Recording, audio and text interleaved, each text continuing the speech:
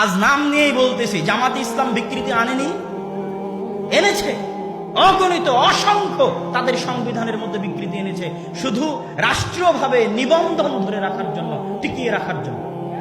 না হলে নিবন্ধন বাতিল হয়ে যাবে। 30% যদি নারী নেতৃত্ব না দেয় দলের মধ্যে, নিবন্ধন দিবে না সরকার।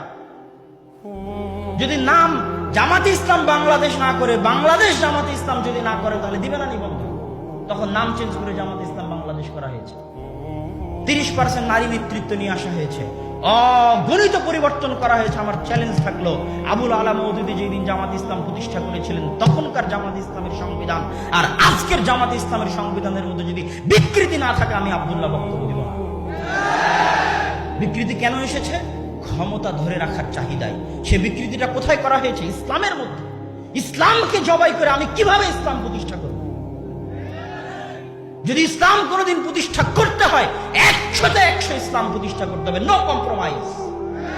হয় ক্ষমতা আসবে, না হয় ক্ষমতা আসবে না। ক্ষমতা দেওয়ার মালিক আল্লাহ, কিন্তু 100% উলুহিয়াত রাখতে হবে আল্লাহ।